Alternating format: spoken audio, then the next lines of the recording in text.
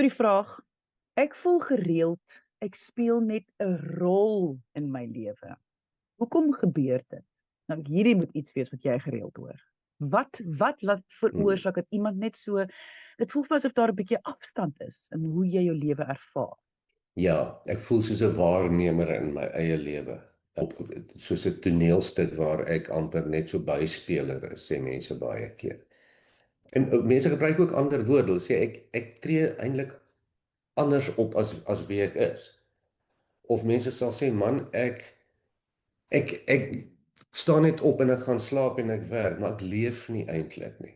Of ek voel gediskonnekteer van myself. Baie mense sê dit. En dit is nogal 'n so algemene ervaring onder mense, omdat daar baie navorsing is. Jy weet, ons moet onthou dat mense van nature gaan in baie verskillende rolle in. Baie mense het verskillende. Jy het al 'n professionele rol, jy het 'n gesinsrol, jy het 'n ouer rol, 'n vriendskapsrol, 'n leierskapsrol, 'n broersrol, 'n liefdesmaatrol ensovoorts ensovoorts. Jy praat anders by die huis as wat jy by die werk is. Jy baie keer onderdruk jy frustrasie om harmonie te behou. Baie keer moet jy dan dink mense jy het baie selfvertroue terwyl jy eintlik maar 'n bietjie angstig is. En al hierdie aanpassings help dat die samelewing lekker glad kan funksioneer. Maar die probleem kom wanneer die verskillende rolle so de mekaar raak met wie en wat jy nou eintlik is, laat jy laterand net so staan en kyk vir al jou rolle, maar die sentrale self verdwyn so bietjie. Mense ervaar dit nogal baie, veral in die moderne lewe. Baie keer wanneer ek hierdie woorde gehoor het, dan was dit gewoonlik met medikasie te doen. Soos jy drink iets en jy voel dan jy so half nam, gaan jy met hierdie lewe. Jy so geen gevoel nie. So ek neem nou aan of nee, ek neem glad nie aan nie. Ek wil eintlik weet, is dit dan gekonnekteer dan aan iets soos sinema angstigheid wat te veel is of emosionele nie geen geregulering nie, dit miskien met depressie te doen, uitbranding. Wat sal die oorsake wees? Kyk, natuurlik is daar gevalle waar mense totaal, ons noem dit gedepersonaliseerd voel as gevolg van chemiese prosesse of gevolg van sekere siektetoestande. Maar dit is iets heel anders. Nee, waarvan ons nou praat is 'n algemene gevoel wat gemiddelde normale mense voel. Omdat ons so gedwing word om verskillende rolle te doen en omdat ons ook gedwing word om onsself emosioneel te onderdruk in verskillende kontekste. Jy weet, dat ons laterand regtig begin amper afstand kry vir onsself af. Dit is ek weet wat ek moet doen en ek doen dit, maar ek ervaar dit nie regtig meer nie. En onthou, daarmee saam in die moderne lewe raak dit nog moeiliker, want die sosiale media hou vir ons voor hoe ons eintlik veronderstel is om te wees. Dis die groot ding. So nou dink ek my verskillende rolle wat ek moet vervul. Hier's ek 'n pa, daar's ek 'n broer, hier's ek 'n vriendelike eggenoot, al is ek voel ek bietjie geïrriteerd. Ouma genadig, ek moet nog baie glimlag en ek moet nog so lyk en so maak en sulke foto's neem en dan begin mense lewe ook natuurlik op grond van hoe hulle veronderstel is om te wees, want dit is mos wat mens moet doen. Later in gewone taal is jy so de mekaar, jy weet regtig nie wie jy self is nie. Nee, op aarde, maar dan, Louis, hoe op aarde kry jy weer die ervaring van jou lewe terug, om weer te voel, om weer deel te wees, want een kan mens ook dink, maak dan seer, en jy's bang vir die gevoelens, en jy wil dalk ook nie weer voel of ervaar nie. Ja. Natuurlik kroniese stres en baie van ons verkeer onder kroniese stres, finansiële druk, lewensdruk. Dit druk mens ook dit omdat jy dan in 'n oorlewingsmodelle moet ingaan, nê. Maar jou vraag is wat moet mens maar doen? As ek net dit mag sê, hier's die ironie. Die mense wat die meeste vatbaar is om so uit hulle lywe te voel en voel asof hulle maar net omstanders in hulle eie lewe is hoë funksionerende individue. Dis die mees vatbaarste mense.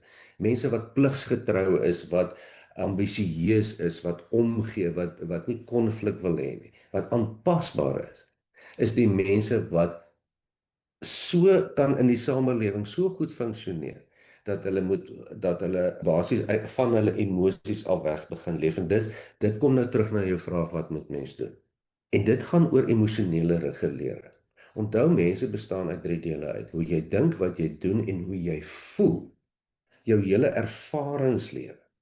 So wat bly in die slag in al hierdie rolle en in al hierdie hoë performance en bereikings? Die emosionele lewe. Jy raak gedistansieer van jouself, want in die vergadering moet jy jouself emosioneel onderdruk, in daardie konteks moet jy jouself as fantasties voordoen, en later dan is jy jou gedrag nie meer in konteks met hoe jy voel nie. En ek praat nie van pink reënboogagtige gevoelens nie, ek praat van jou ervaringslewe. So, wat is een van jou eerste stappe? Is wat ervaar ek? Hoe voel ek regtig? Is dit wat ek regtig wil doen? Wil ek hier sit en grappies maak en lag?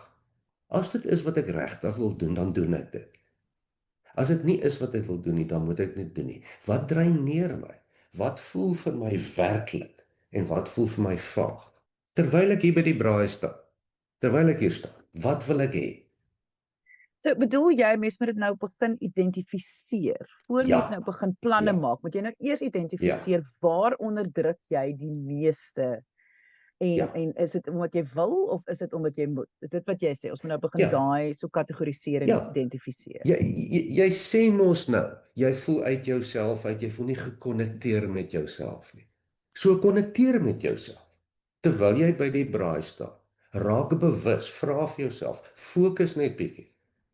Wat is dit wat ek hier ervaar? Voel dit vir my gemaklik? Is dit vir my ongemaklik? Is ek opgewonde?